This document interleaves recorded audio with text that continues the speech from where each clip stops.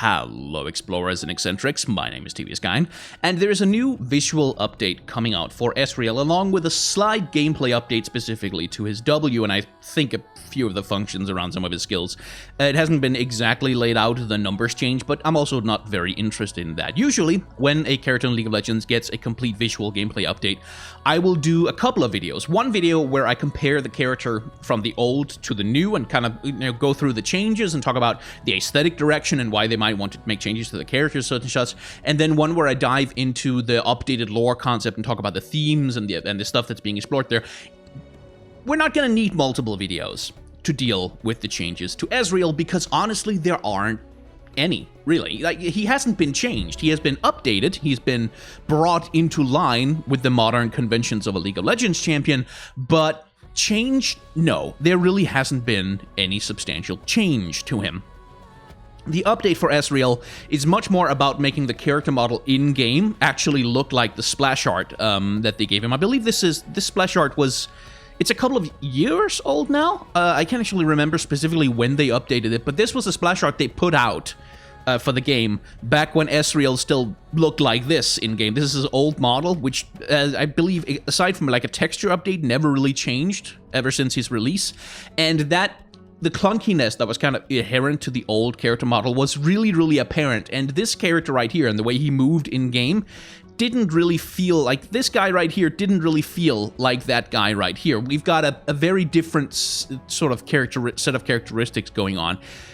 And Ezreal is kind of an interesting case study when it comes to the direction that League of Legends champions have taken over the years, where Ezreal in his original concept, one of the original niches that he was supposed to fill in League of Legends is that he was supposed to be a pretty anime boy. Like, that was very much insofar as I remember the design discussion around him back when he was first released, is that was sort of supposed to be his place in League of Legends, was he's the handsome, pretty anime boy.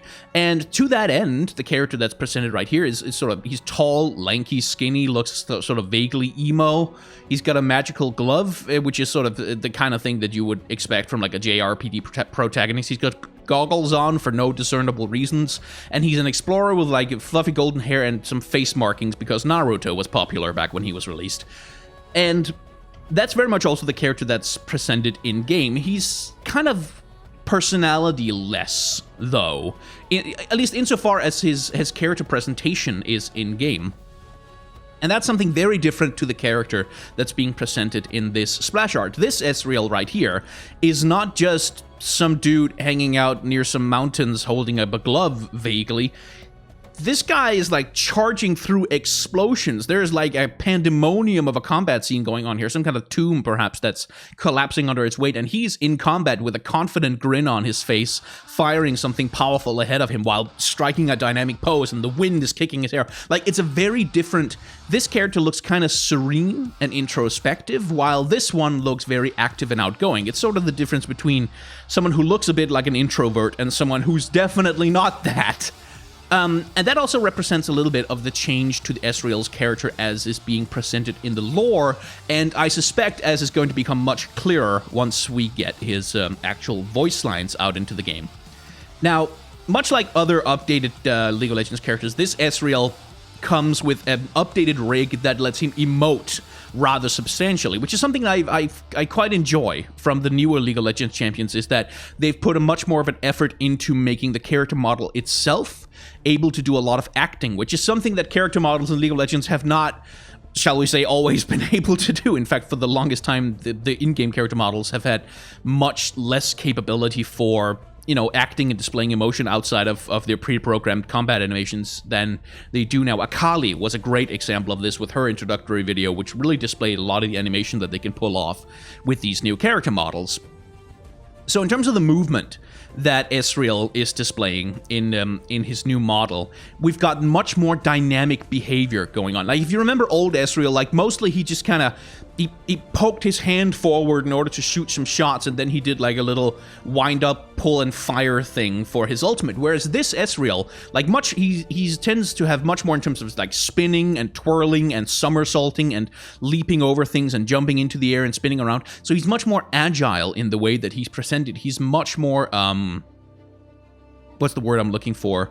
flexible in the way that he presents. Like, unlike old Ezreal, who's very stiff, the new Ezreal is like a huge emphasis on being very flexible. He's got lots of curving movements. Like, especially when you look at something like, let's see if we can find the footage here. Especially when we look at something like the movement he makes to go into his arcane shift. When you look there, like, you can see how he does that little... Let's see if I can frame by frame my way through it. Zoom in a little bit. You can see how he... First of all, there's a lovely squash and stretch going on here. You can see how the model is... You can see how his leg is kind of staying in place for as long as possible in order to really accentuate the twirl that he's doing into the teleportation as he finishes the twirl. And that twirl is also what launches the bolt ahead of him there. And that's really something that works really well, and it in terms of communicating the gameplay style that Ezreal is supposed to have, this generally does a much better job. Of course, it's not really a surprise that updating an ass-old character model who wasn't really capable of doing much with a modernized rig and modernized animation tech would improve the character's expression a lot. But we do get, because with old Ezreal, I never really got the impression of a loud braggart, like a loud jock-type character who's like, yeah, I'm the greatest, I'm gonna do cool stuff, yeah, wah, firing laser beams, way! Like, that was never really the impression I got from Ezreal back in the day. I got more of the impression that he was a little bit of an introspective, a little bit more sort of semi-introverted character who, liked going out and exploring and finding things, and who could be sort of playfully arrogant and stuff like that, but that was not really his main personality trait. On the other hand, old Ezreal also kind of didn't have much of a personality. Like, not that much of a personality. He was never really explored in the lore. I actually don't think, at least not that I can remember, I don't think Ezreal ever had any substantial lore output at all, ever. I don't think he's even had a color story up until now. So, Ezreal is one of those characters who's very iconic to League of Legends because he's been so popular in professional play for so long, and so popular just in play in general for so long, but about whom he was kind of a blank slate. Like, he was never really explored much in the old lore. They never really did a whole lot with him, which is something that they seem to be aiming to change a little bit with the updated biography and giving him a proper color story to go along with it. So let's dive into the lore of Ezreal a little bit. And this just... no, actually, let's not do that yet, because I had a point that I wanted to get to that I completely forgot I wanted to get to. So, if you look at this old version of Ezreal, where would you say that he was from aesthetically? Like, what kind of concept was he from? Like, would he be from somewhere from Demacia, or from Noxus, or from Piltover, or from Shurima? Like, what aesthetic region of the world would he belong to? Well, the glove looks sorta, kinda-ish Shurima, Zordon-like, maybe, but then he's got this leather overcoat that's... Is that some steampunky stuff with the goggles? I'm not sure. And then he's got the golden hair and the anime good guy protagonist look. And then you kind of go, well, that kind of seems like a thing that would come out of Demacia, especially with the gold and blue sort of color scheme thing that's going on.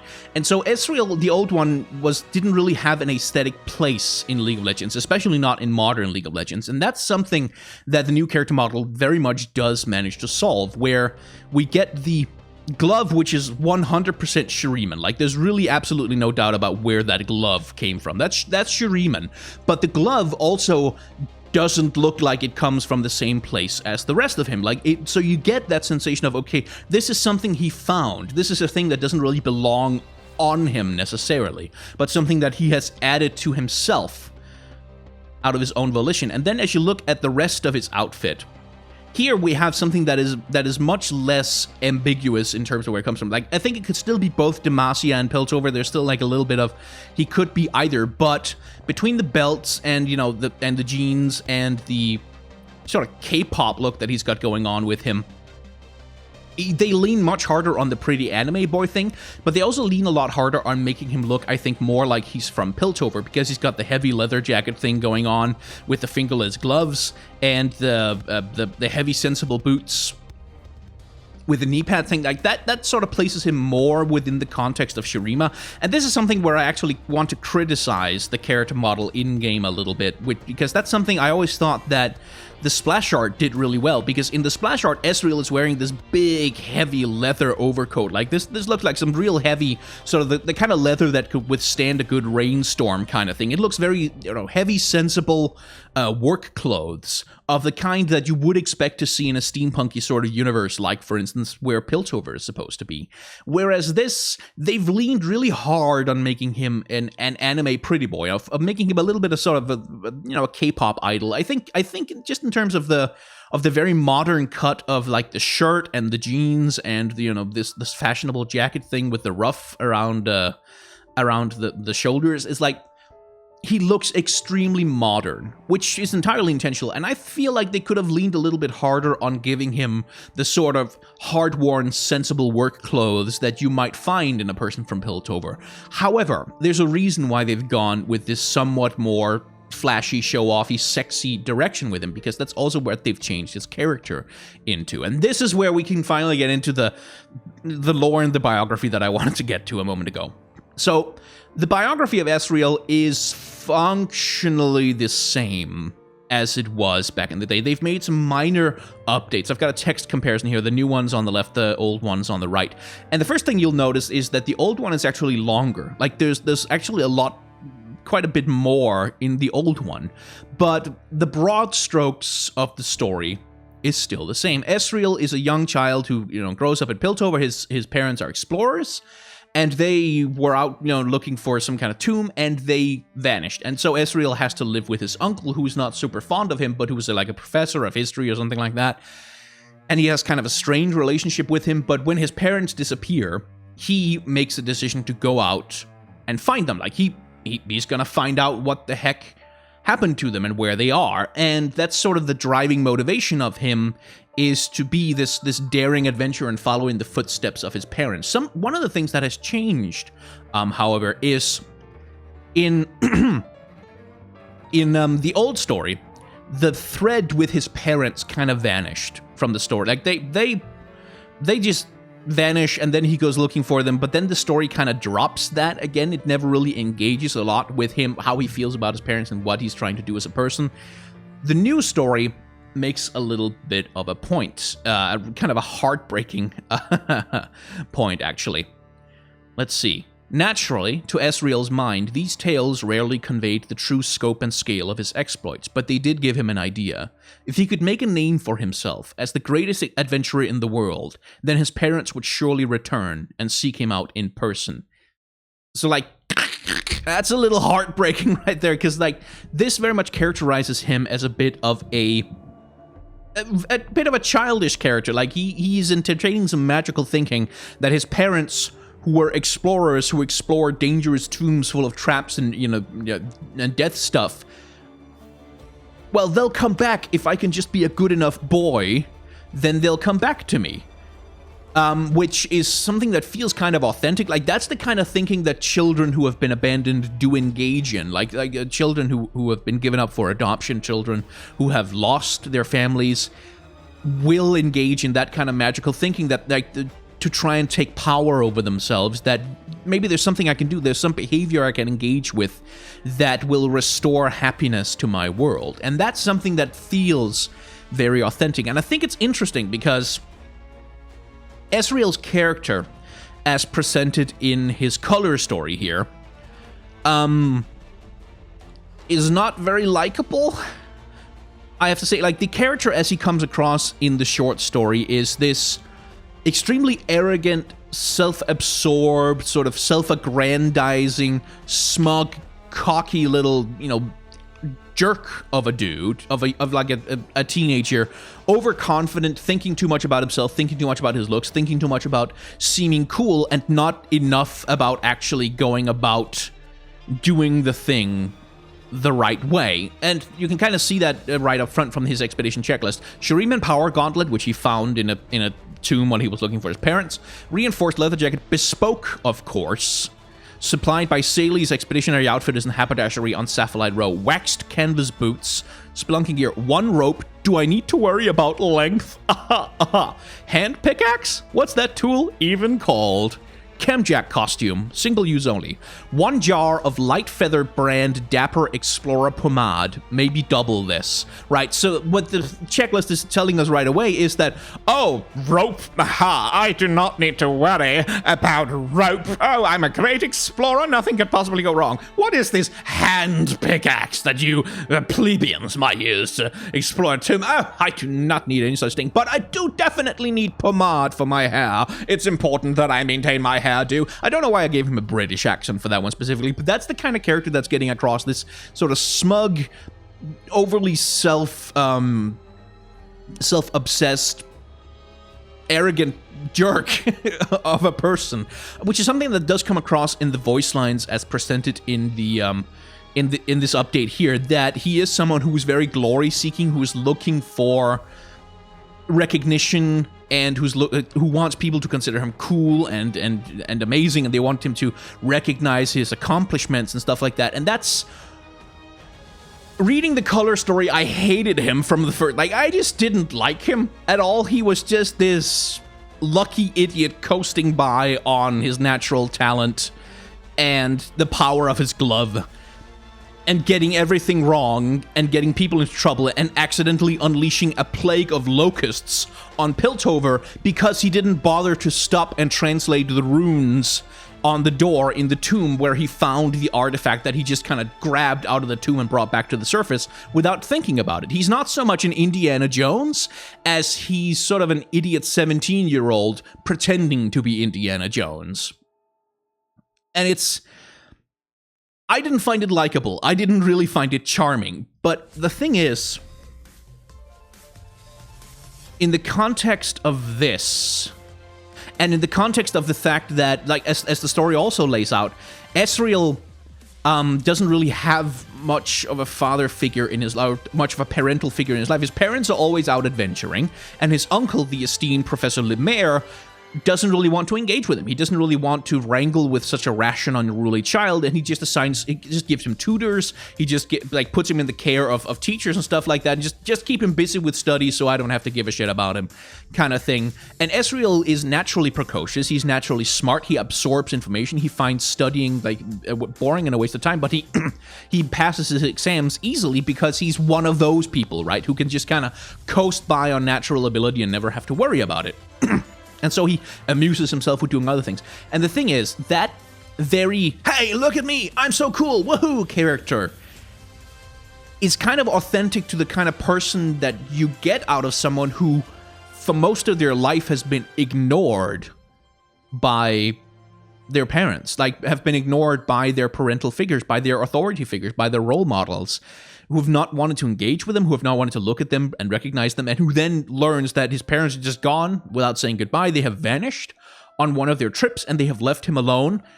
And so he gets it into his head that if I can just become famous enough, they'll come back to me. Like, if I can just be loud and obnoxious enough, and I can make everybody recognize me and see how cool I am, the word will reach them, and they'll come back and be cool along with me, because he doesn't really have a parent-child relationship with his family so much as he has a relationship where his mom and dad are these super cool people who stop by every once in a while between their expeditions to tell him all the cool stories about all the cool stuff they did. And so that's sort of his measure of what makes a good person, is to, his parents will have told him all the cool stories, maybe not so much about just all the wandering through mud and lying down in the dirt, scraping for artifacts and stuff like that, but so that sort of becomes his model to model himself by. And if you want a reference that I feel like is the most, I brought up Naruto a little bit earlier when I talked about the markings that he has on his face. Well, Naruto is kind of a good reference point for this version of Ezreal. As the story of Naruto opens, and yes, I pronounced Naruto 14 different ways, and I don't give a shit. As the story of Naruto opens, he's doing exactly the same thing that Ezreal is. He's making trouble, he's pulling pranks, he's just trying to be recognized, he's just trying to be as loud and obnoxious as possible so that people will pay attention to him at all, will recognize that he exists, that he's there. And it's sort of the same character that's being presented here. And if I have any criticism for the short story, and good lord, I do, first of all, it's that it's presented as a journal, as a series of journal entries in a journal that Ezreal is keeping in order to sort of to document his journey. The trouble is, it's not written like something someone would write. It's written like someone would write a chat log. It's written like someone would write like a Discord chat or a series of text messages, but it's not really written the way that a person would write something down in an actual journal. And one of the let's see if I can find it. Where was it? Oh, it was right here. Like, for instance, this new antechamber is really intriguing. It's impeccably clean for starters, and scratch. Sorry, I thought I heard something. Cracks? Footsteps? That's... Who writes that in a journal? Like, this is written as though he's speaking to a person in a speaking voice, where he's saying something, and then he has, like, a false start and goes, hang on, I thought I heard something. Oh, no, wait. Sorry for interrupting our conversation. I thought I heard something, which is why I was distracted for a second. But a reader doesn't know. You just... If you were distracted by something, you just stop writing, and then when you figure out what the distraction is, you go, oh, okay, that's nothing I need to worry about, and then you keep writing. You don't stop your sentence, and it's not... That's criticism number one. Criticism number two is that it doesn't ever hint at what drives Ezreal as a person. It's like this. That's kind of the thing I was missing here, is that little hint of why Ezreal is so desperate to get the credit for revolutionizing the history of Zaun by figuring out, the Shuriman port city called Vasan that lay, deep underneath the city in ancient vaults and stuff like that. Why is he so obsessed with going out on this adventure, getting it right, and looking as cool as possible while doing it? Well, because he wants his mom and dad back. And that's not really brought across so much in this thing at all. Like, this is just much more jokey jokes, focusing on, haha, Ezreal is overconfident and causes trouble. Ha ha ha. Which is kind of a pity, because, like, I really like the deeper idea of Ezreal. Like, the what kind of backstory would drive the kind of psychology that leads to a person developing a personality like Ezreal. That's really interesting. Just kind of wallowing in the muck of that personality, like, because it's supposed to be a criticism, right? It's supposed to be a criticism that, okay, if a person behaves this way, if a person has this complex, it's because there's something going on. There's an emotional issue that they're not dealing with properly. There's something that they should be taking care of for themselves. There's something that they should be coming to terms with that they're trying to repress. It's supposed to be a criticism of him, but here, because it's completely from Ezreal's perspective and he never really lets on what's going on inside him, we just get a bunch of smarmy, self-congratulatory, haha, jokey joke smugness that's not fun or charming, at least not to me. I mean, other people may have, mileage may vary, but it really kind of turned me off. Like, I really found myself uninterested in ever hearing another story from Ezreal's perspective again. I wouldn't mind hearing other people's perspectives on Ezreal, but if this is what a story from his perspective looks like, why would I want to spend time with this guy? There's nothing sympathetic about him. When he's telling his story in his own words, there's nothing sympathetic about him. He doesn't become sympathetic until we step into the third-person voice and look at him from the outside. And that's kind of a thing that I really hope that the voice lines that he gets in-game, like in quiet moments, that he has a thing where it's like, where he'll mutter to himself, I hope I can make mom and dad proud, or something. Like something that implies the psychology, the complex that's underlying his behavior. That would be interesting. But it kind of doesn't feel like they're gonna. And that kind of sucks, because, like, I thought when I first read the bio that this right here was such a clever way to explain his youthful impatience, to explain his behavior, his insecurity, and all of those things. Like, that was such a clever way to frame that. It's such a clever way to get that personality type across. And then I read this, and it was like, Oh god, he's tiresome. Oh, he's tedious. I don't wanna. No, I'm not interested in you, you smug, self-obsessed, pomade wearing, tomb destroying, plague unleashing idiot. Why, I have no sympathy for you. And it feels a lot like this version of him is the one that they've gone with for his in-game personality as well. And that kind of sucks. I really hope that for whatever future content that they release for him, if they indeed they release any, I mean, who bloody knows, it's Riot Games, they might just go another 5 years without ever releasing another piece of lore for him. They pull back a little bit and show the fragilities that are inherent to his character, rather than focusing on the ways in which he's desperately trying to cover those fragilities, like focusing on the flash and the sparkly lights and the explosions, but instead focus on why does he feel the need to be so loud and flashy at all. Which is the thing about, like, which is why I kind of spent some time talking about the flamboyancy of his movement, because, like, old Ezreal was very economic with his motion, because it was an old model, because it couldn't really do anything fancy, but new Ezreal is always showing off. Like, everything he does has extra flair, extra flourish. He's constantly making stuff look more elaborate than it really needs to look, because again, his underlying complex is that he wants to be so famous that his parents will love him again, like that they'll come back to him.